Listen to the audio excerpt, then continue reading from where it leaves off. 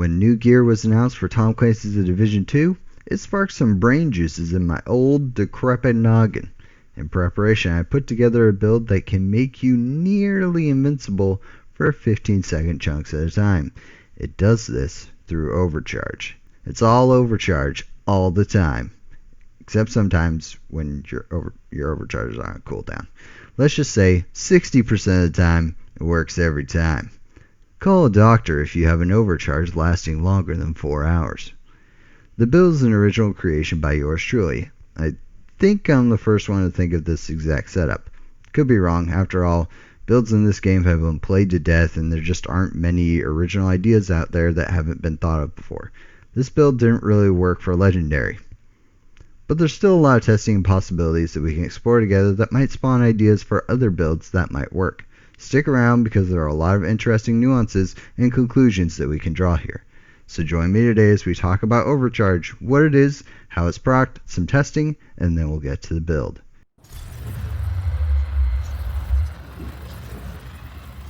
So what's the basic idea of this build? The idea is to equip the skills with the best Overcharge stats and get Overcharge as much as possible. I've always wanted to make this build, but the new Axle backpack from the PTS really pushed me over the edge. So what are the skills with the best Overcharge? Well, lots of them get an additive stat bonus or a bunch of skill haste, sometimes something unique. It strikes me that a lot of skills don't get skill haste from adding skill tiers, but do get a lot of it in Overcharge.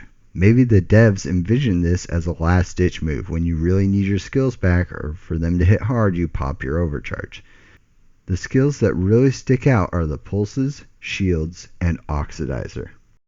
Let's take these one at a time. The pulses give a damage boost to your whole team against pulsed enemies. Not only that, but the modifiers for next season include 2 passives, Reaper Scan and Microwave Coils. Reaper Scan gives additional buffs for your team when you kill those enemies. Microwave Coils can set enemies on fire when you pulse them. Ridiculous. We compare this with the Gila Mask Night Watcher for very high pulse uptime. The shields all get a crazy amount of active repairs for themselves when at Overcharge, but the biggest benefit is that they literally become invincible. The only thing that can kill it is an EMP. Bonkers. This is insanely powerful. If you pair this with the Oxpecker will not be able to hurt your shield while it is invincible. Therefore, you're getting free shield repair plus an invincible shield. You'll actually have way more repairs than you need, and your shield is invincible anyway, so you don't even need Oxpecker talent, but it's an option, maybe for an emergency situation where you know you're going to take a lot of damage and Ox isn't going to be able to see you through it. The only problem with the shield is that even though armor cores give shield tiers, they don't give normal skill tiers to your shield, so you need to have 6 actual yellow skill tiers to proc Overcharge. So while your shield is very strong, your agent doesn't have very much armor to back it up. Next is the Oxidizer Chem. This applies to most of the chem variants, but this one is particularly good in terms of its Overcharge. Normally, enemies stay in the cloud for a bit and then run out unless you're catching them in a spawn door. The Overcharge gives a big duration increase, but also an insane radius increase. Enemies find it much harder to escape, especially when you coat the pieces of cover in their vicinity. They'll actually run back into clouds that they've previously escaped from. So this is a big buff. I don't use Overcharge that often, but if any speedrunners or other experienced agents want to shed light on some other good options for Overcharge, let me know in the comments. So what are the ways of getting Overcharge? We have 4 ways that I know of. Each requires being at skill tier 6 in order for the Overcharge to proc, and Overcharge lasts for 15 seconds, which can be a relatively long time depending on the situation. Number 1, the Future Perfect talent requires getting 1 or more kills.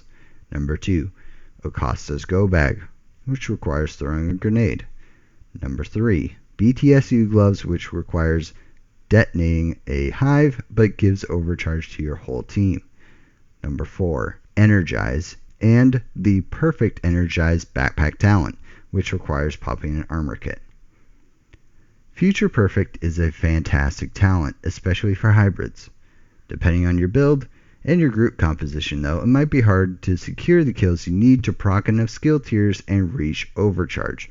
Remember that you only need 3 skill tiers for normal future perfect and 2 skill tiers for future perfection because you get each skill tier. And at any point, if you have 6 skill tiers, you get overcharge.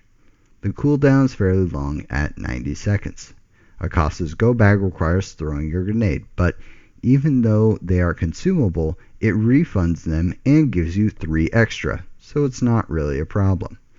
The cooldown is a relatively high 60 seconds. Grenades always have some utility, and the fire grenade and the flashbang are very useful, so overall it's a great way to proc overcharge. The problem is that it conflicts with the BTSU gloves because they are both exotics, and it conflicts with Energize since they are both backpacks. BTSU gloves require detonating a hive, so that takes up one of your skill slots. It takes a second or two to perform this action, and picking up your hive doesn't work. The benefits are incredibly strong, however, as it gives overcharge to your entire team. The cooldown is fairly long. The final method is the Energized Backpack talent. As I said, the new named Axle Backpack re-sparked my interest in this. The non-perfect version has a cooldown of 60 seconds. The perfect version reduces that cooldown to 30 seconds. This is a massive difference. You go from 25% uptime on your overcharge to a full 50% uptime since overcharge lasts 15 seconds. Therefore, if you chain multiple of these together, you can have 100% uptime on your overcharge for a solid minute plus. First, proc Energize, then BTSU gloves. By this time, Energize is ready to go again. Proc it again, then proc Future Perfect. When Future Perfect is expended, Energize is ready yet again. Once Energize has been spent again, we've gone through a full minute and 15 seconds worth of continuous overcharge, provided that we time everything correctly. So we've got an incredible, absolutely incredible amount of theoretical power possible with this combo. But where the rubber hits the road, when we actually test this in game, we come up with some problems. The first problem is that popping an armor kit takes a couple of seconds. When you're in a bind, especially exposed with something like a shield, popping a kit is a tough sell. The second problem is that popping an armor kit requires that you've lost some of your armor. So if you're trying to dictate when you're going to trigger your overcharge, you'll take more damage than necessary, which in Legendary can be quite a lot. Alternatively, when you really need overcharge, you might not be able to get it because your armor bar is full. The third problem is that armor kits are consumables. You've only got 4. Once you run out, no more overcharge. The workarounds to this problem are the same as the workarounds to the next problem, so let's get to the next problem. The fourth and final problem is that popping an armor kit will bring down your shield. So how will we get around these two? The System Corruption gear set has an armor kit that isn't consumable and has a low enough cooldown that it will be ready for Energize. The Efficient Chest Piece talent and its perfect version should also help us conserve armor kits. This prompted some questions that I had to test. Number 1, does armor kit bring down your shield? Turns out, yes, we already talked about that. Number 2, does Energize work with the Quick Armor Kit? Yes, it does. Number 3, does the Quick Armor Kit bring down your shield? No. For those who don't remember or have been away from the game for a while, they added a Quick Armor Kit to the game that only gives you about 25% of your armor back. It's triggered instantly by double tapping the Armor Kit button and doesn't require going through the usual Armor Kit animation. Number 4, does System Corruption bring down your shield? No. Number 5, does System Corruption Armor Kit trigger Overcharge? No. This was particularly disappointing to me, given that it doesn't bring down your shield. We were so close to greatness with this talent. Number 6. There was one final wrinkle. Using the Quick Armor Kit with the System Corruption gear set, used the normal Quick Armor Kit, aka it only gave 25% armor and not the usual System Corruption Armor Kit bonuses, but it's still on a cooldown like the usual System Corruption Armor Kit, and it doesn't run out. So it's like a hybrid of the two armor kits. So basically, when running shield, our only options are sacrificing a chest slot for the efficient talent, or sacrificing 4 slots of our build to mainly get an armor kit that we aren't even going to use. The efficient talent also has a bonus to the repair for our armor kit, which also wouldn't apply in the scenario where we use the quick armor kit. Regardless of these problems, I gave it a go in Legendary. You've already seen the results. Boy oh boy, things went pretty poorly. An invincible shield works extremely well against bullets. Doesn't work very well against explosives. There's this interesting problem where you need to take some damage so you can actually pop the armor kit, and on Legendary this ends up being a lot of damage unless you're really careful. You can pop a quick armor kit, but it still doesn't repair all the damage that you've taken to your armor. You're also not carrying as much armor as you normally would as a tank, because you need the skill tiers, not armor cores, to get Overcharge. So while your shield is incredibly strong, your body is very weak. One thing everyone knows is that Legendary loves to throw explosions at you. Like a shit ton of them, okay? Not only can this hit your armor fairly easily, it will also completely delete your shield if you're not on Overcharge. So this ends up being a very risky build. You can run explosive resistance all over, that would help, but we discussed the issues with that in our explosive resistance investigation. See the card. I would actually consider using this if, and only if, the game combined hazard protection and explosive resistance, and if it was able to go up to 100%. That would help us out a lot. Nothing worse than having an explosion or an EMP delete your shield. But as of right now, explosive resistance is a huge sacrifice that doesn't give us enough benefit. So combining Energize and a shield doesn't work for activities with explosions. It could work well for other activities, and there definitely could be very specific scenarios where you just need to be invincible for 45 seconds where this would excel.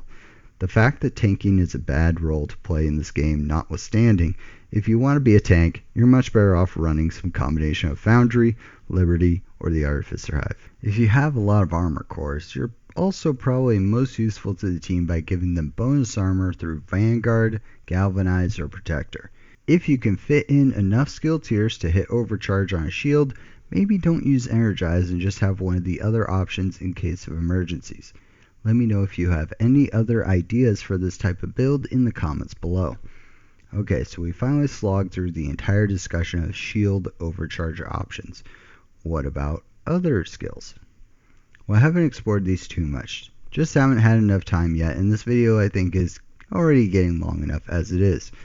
Skill builds will work a lot better than our tank builds. You're usually behind cover, so popping an armor kit is a lot easier and safer. And we don't have to worry about balancing that with armor cores or using quick armor kits. The pulses I think would work great for some kind of support build. Maybe a yellow True Patriot or ongoing directed build with the scanner pulse, Night Watcher mask, and something like the repair chem. This would give your teammates a lot of extra damage, pulse to be able to see where enemies are, and also some off heals along the way. Alternatively, maybe an infinite Seeker Mine build would also work, using Hardwired and the Pulse to trigger the reduced cooldown on the Seeker. Seekers also cause enemies to dive out of the way, preventing them from firing back and keeping them exposed. An Oxidizer skill damage build might be pretty powerful as well. Enemies will run around exposed and taking damage even from behind cover. Run the Artificer Hive to boost the damage of your Oxy, and use the Oxy as your primary damage source. Damn, I might just have to make some of these. Let me know your creative ideas down below, and maybe I'll feature you in the next video. Alright agents, thanks for watching. That's all I have for this one. If you made it this far, it probably means you enjoyed this content. So, to optimize your build and maximize your DPS, it's most efficient to mag dump that subscribe button and the like button so you can see more content like this. If you hated this, or you hate me, go ahead and hit those buttons too. That's the best way to stick it to me. Once again, this has been Dispatch. Take care out there.